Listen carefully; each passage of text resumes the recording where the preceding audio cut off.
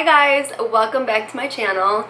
Today's video is going to be all about my accident. What happened to me? There are so many questions that I get every day from you guys, and I figured instead of just answering every little question, I would just make one big video, tell you my whole story, let you guys in on what happened to me, how I became wheelchair bound, how I learned to accept that, and how I learned to love myself again. Just gonna let you guys know that this video is gonna be a little bit longer because this is a long story. I'm not gonna lie, I've been avoiding this video a little bit, just because I don't really like talking about my accident, especially like in detail like I'm going to. It just brings back bad memories and kind of puts me in a little bit of a funk. So I've been avoiding it for a little bit, but it's just time, you know.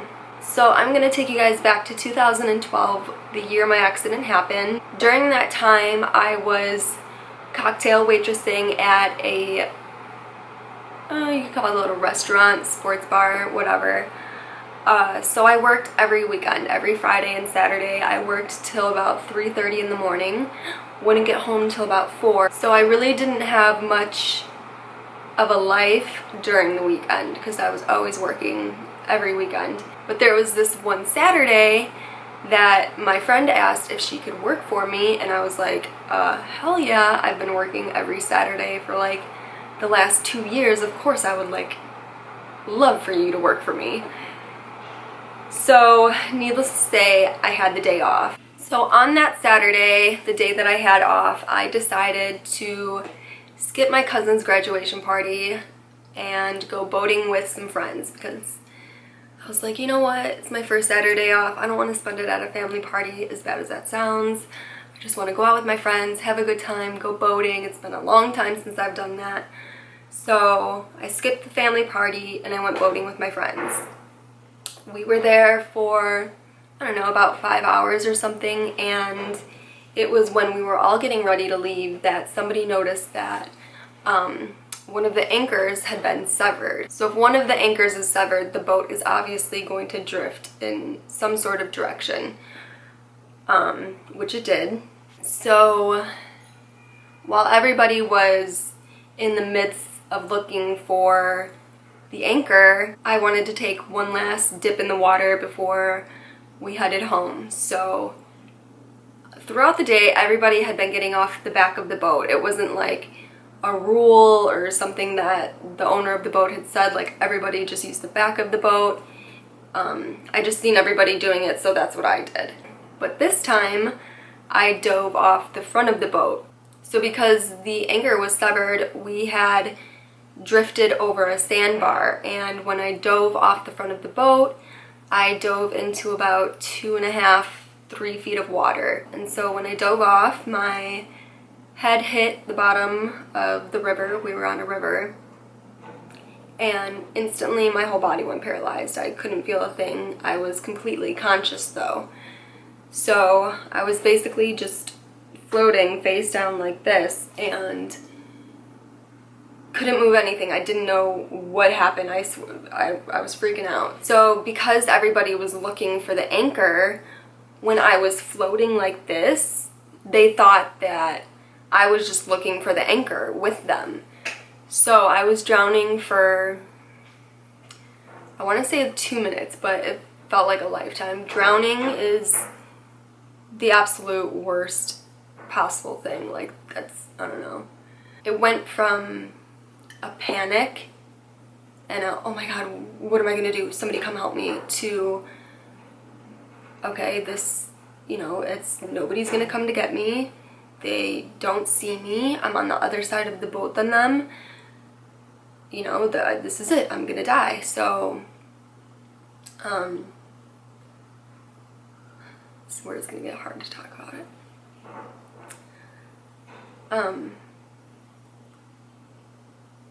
So basically I just started praying and just, you know,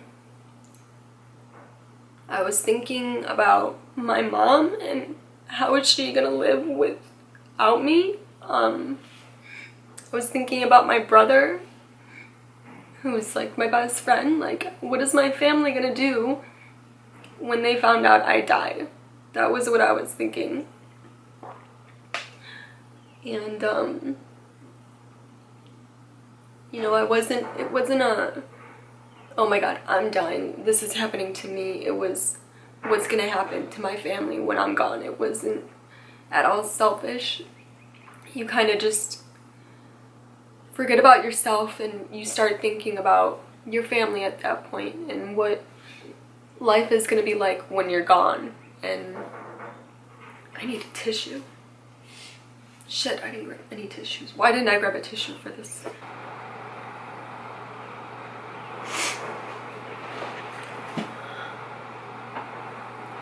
I didn't realize how dewy my skin was, jeez. It was right before I was about to stop holding my breath and just give up when somebody pulled me out of the water.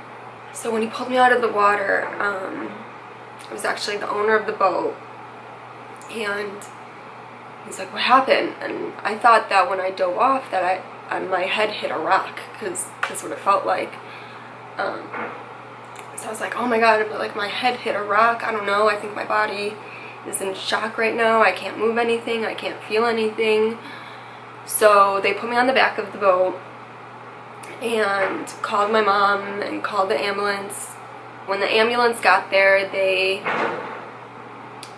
was hard because we were so far out from the shore that they had to make sure that they didn't move my body as much as possible, move my neck especially.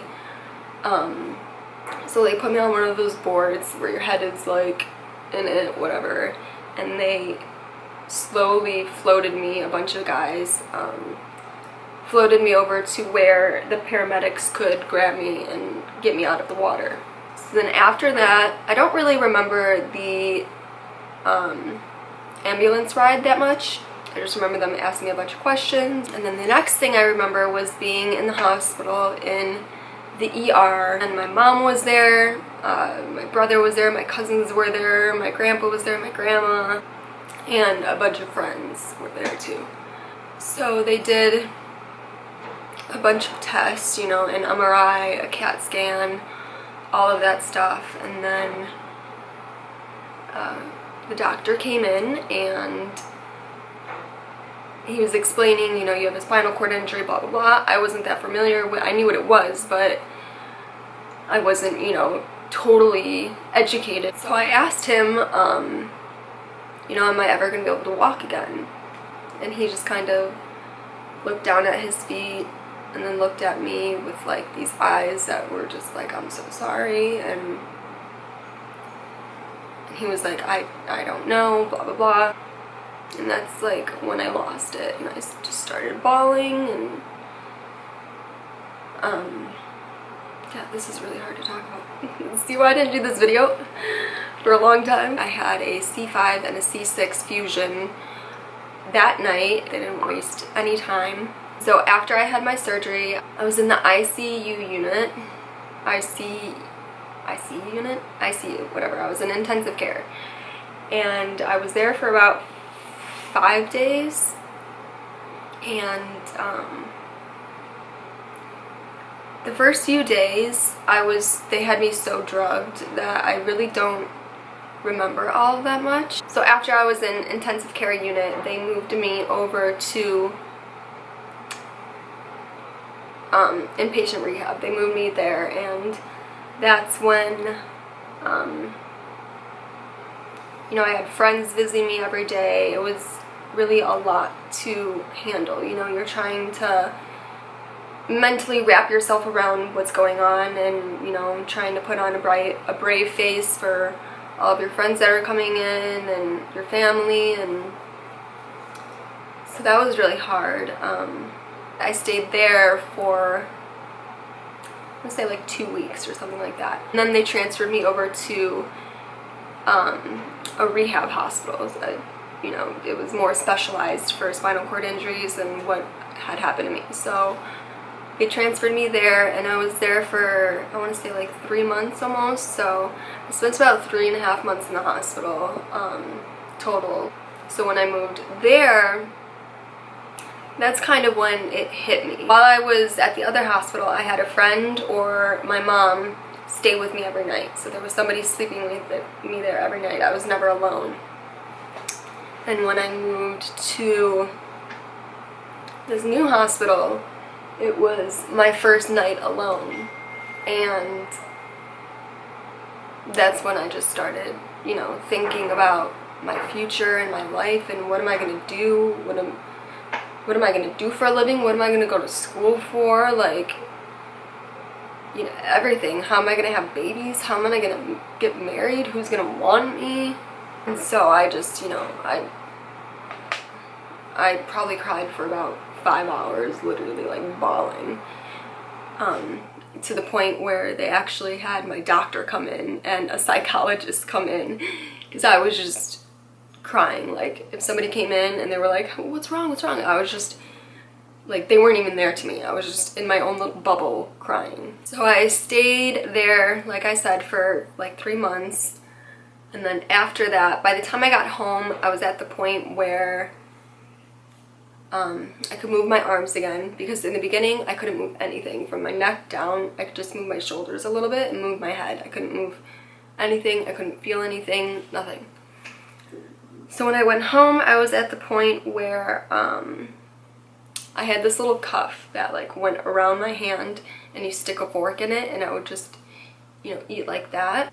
And so I was at the point where I could, you know, feed myself using that, and that was pretty much it. Like, I relied on somebody for everything. I still had a catheter at that point, I think. Did I have a catheter? No, I didn't.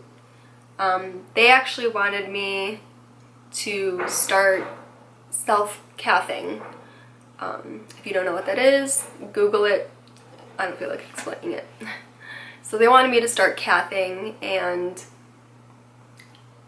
I don't know why, but I just had this feeling like I can feel my bladder, and I can feel that I have to pee, but if I could just, you know, teach myself how to like let that bladder go and actually pee myself. Sorry about all the noise outside. And so I basically like refused to learn how to self-cath. And instead of that, I wore diapers.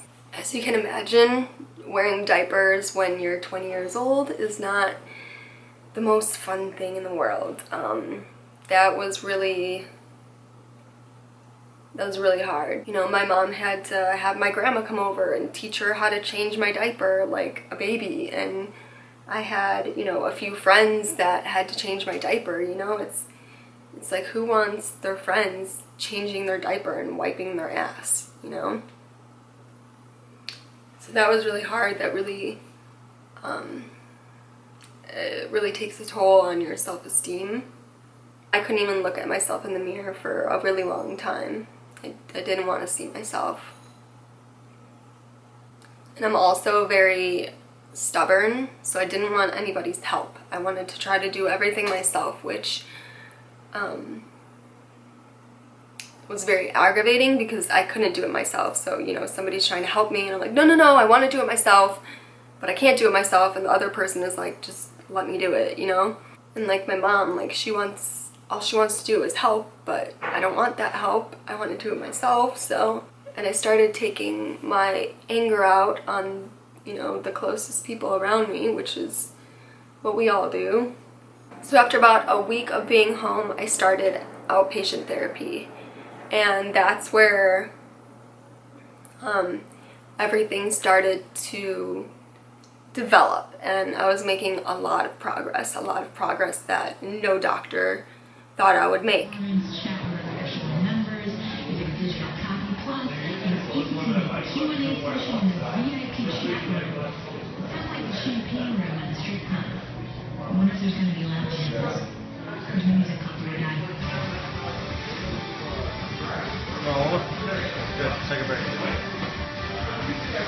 And even though I was making all of these huge strides and making all of this progress, I was still just so depressed. I was at rock bottom, complete rock bottom. After a course of maybe like a year and a half of doing physical therapy, basically my whole life was physical therapy. The only time I went out was when I was going to physical therapy. And then other than that, I was at home in my hospital bed just watching TV or vlogging, whatever. So after about, I'd say like a year and a half of doing physical therapy, I started walking with a walker.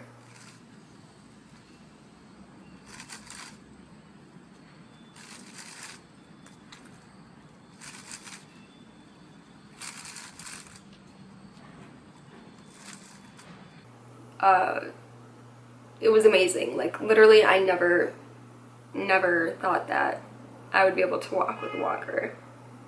And then one night I was getting ready for bed, brushing my teeth, doing all of that. I had a bathroom in my room, so I was going from the bathroom to my bedroom, going through that doorway, and when I hit the threshold of the doorway, the little bump, my legs started to spin.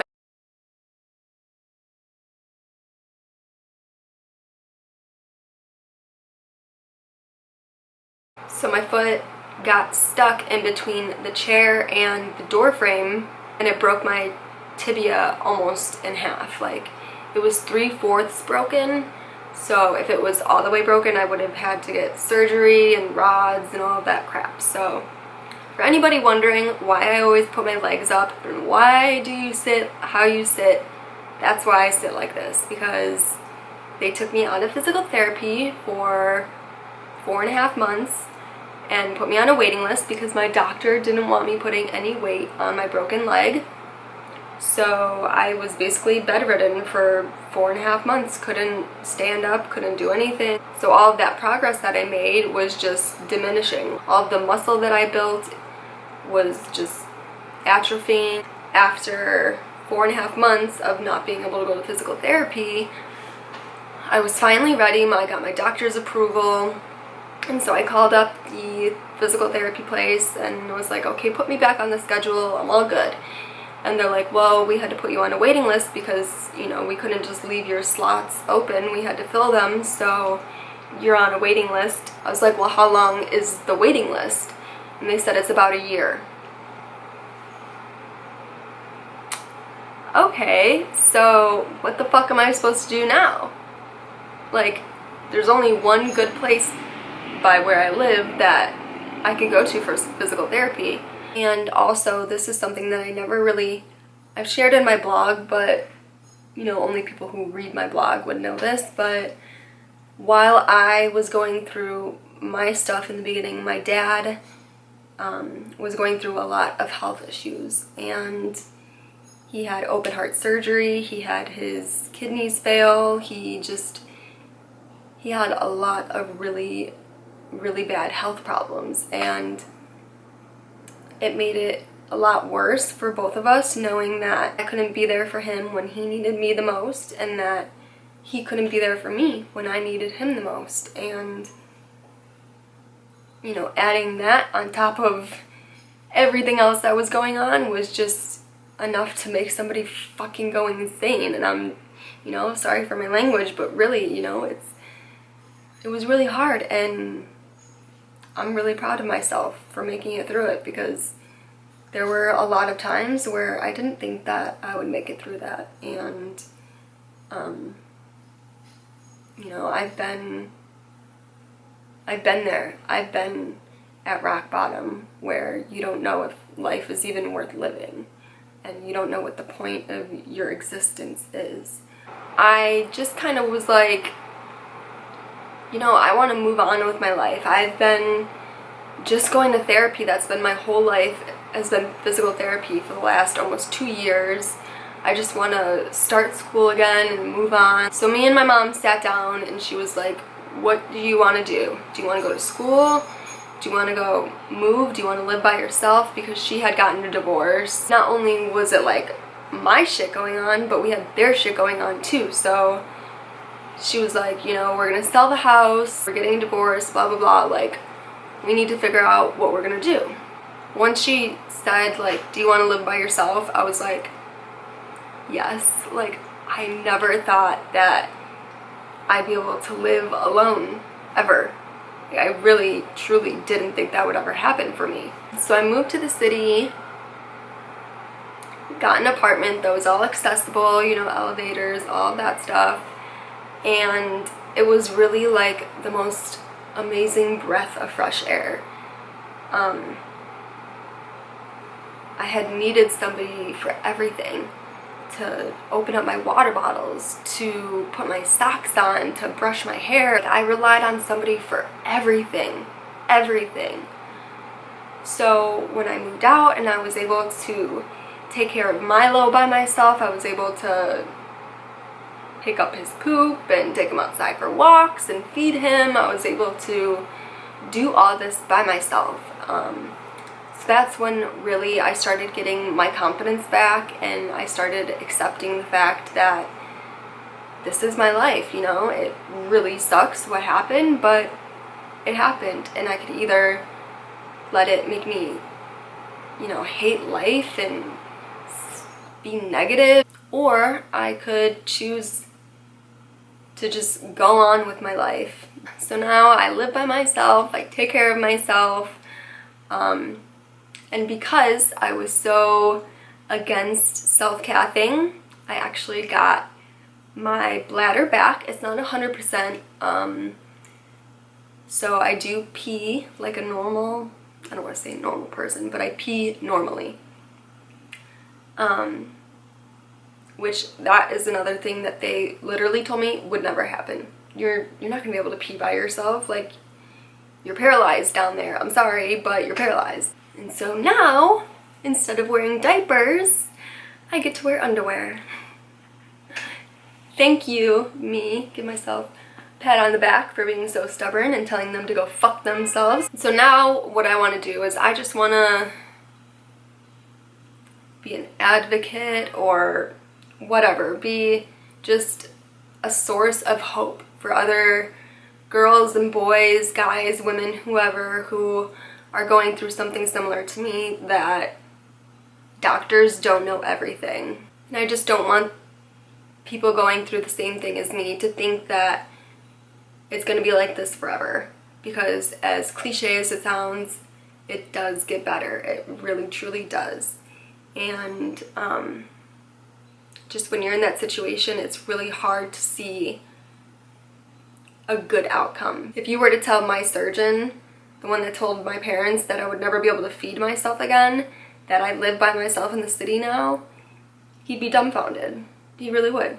You know, I still have my days where, you know, I start to think about things a little bit too much and I get down, and that's just going to be a part of my life, you know. It's always going to be there. It's never going to go away. My past is my past and I can't change it, and it's just, it is what it is. And that's, you know, something that every person with a traumatic experience has to eventually come to terms with, is that you can't change it. The only thing you can really do is accept it. In the end, I came out a much better person. I like myself today a hell of a lot better than the person I was before my accident. I don't take shit for granted anymore. I literally wake up and look at the sky and say, thank you, God, for letting me wake up today. And I'm not lying, I do that. It just changes your mentality about life completely. I just want this channel to inspire not only disabled people, but able bodies as well. So yeah, that's my story. It's pretty sad, but it's also very inspiring and happy at the end. So I would just like you guys to all know that I'm doing very well now. My mom is doing very well. My dad is doing very well. He's the healthiest that he's been in the last 5 years, and he's in physical therapy and getting better every day. So I mean, I really couldn't ask for anything more than that. My brother's doing good. Everybody's happy. So I think that's the end of it. I think that's it. There's probably a ton of other stuff that I could have mentioned that I'm not thinking of right now, but that is the gist of my story, what happened to me, how I got to where I am today, and thank you guys for listening. If you are still watching and you made it to this point in the video, thank you for watching and listening to everything that I had to say. I just want to say thank you to everybody who's helped me in any sort of way throughout this journey.